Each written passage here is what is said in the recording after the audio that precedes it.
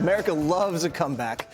Bud Light looking for redemption after their ill-fated partnership with transgender influencer Dylan caused a consumer revolt, which tanked the stock and beer sales.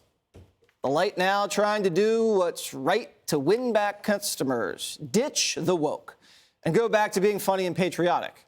Check out their expensive star-studded Super Bowl ad. I wish I was at that fight. He's gonna need another bicep. House party. Definitely. Let's go! You wish for a T-Rex. Guilty. Let's go to Super Bowl 58. Now we're talking. And Trump says it's time to give Bud Light a break.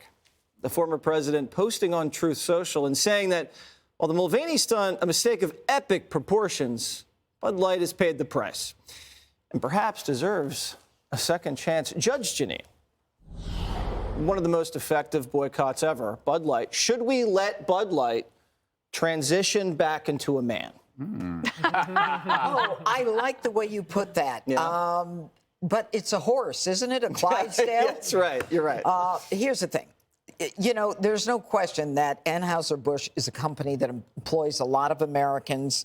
You know, they have put out media over the years that is very, heartwarming, especially during the holidays. But Bud Light put itself in this mess, okay? Bud Light made a choice on an issue that wasn't that important. Were they not happy enough with us, with those of us who love the red, white, and blue and are all American, and women who don't want trannies competing with them? I mean, they put themselves in this war. Forgiveness and redemption is part of all of our lives, and I think it's important. But I got to tell you, it's going to be very hard for me to go back.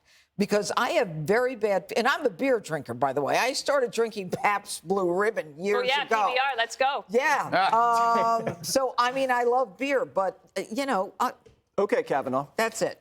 Are you a Bud Light person, or were you? I am not a beer drinker. Okay, so not a beer drinker, but would you forgive in this situation? What bothers me most is that they made the mistake of combining politics and social issues with business.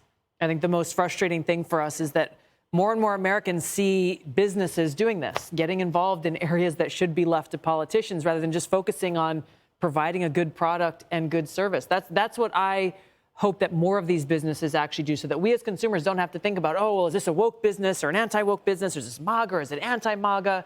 Just provide good service and a good product, compete fairly, whether it's here at home or with businesses around the world.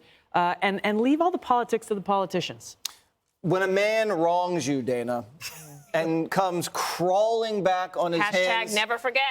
Hands, his knees. So Bud Light is saying, okay, I'm sorry. Here, I'll give you everything. And no? how about when you donate to my campaign? That might be something I ask. Maybe. Look, I think they're making a decision in order to get back. And I like that. You think about Gillette with toxic masculinity. They've never tried to apologize for that or come back. And Peter, to this day, will not buy anything from that company, and he holds that grudge very tight. The earned media that this ad is getting is worth maybe 100 times more than what they had to pay to get this done. So I would think from a strategy standpoint, from a communications point, hats off to them. And I don't drink beer anymore.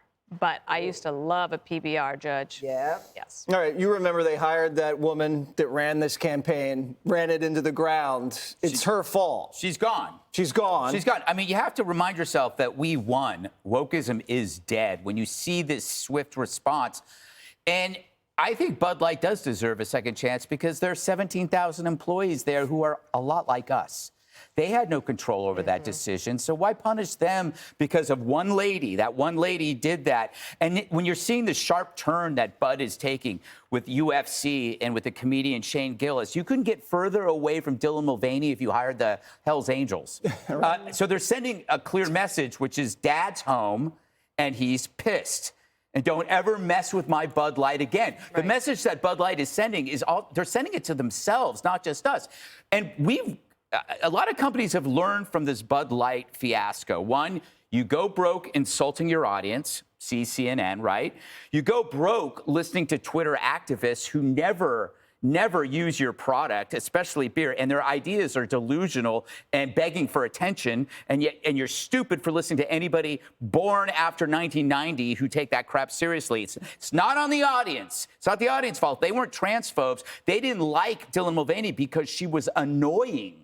She was pretentious. Had nothing to do with her being trans. And you also finally go broke using a spokesperson least likely to use your product. You got Dylan Mulvaney, a trans influencer. Where does that draw from? What market? There's only one. You know, it was just a huge mistake. Shane Gillis, on the other hand, is a great choice. He looks like he spoons with a 30-pack. Very good. All right. So Greg's going to be drinking a Bud Light before his Super Bowl interview with Donald Trump. Probably not. Probably not. No. Maybe after.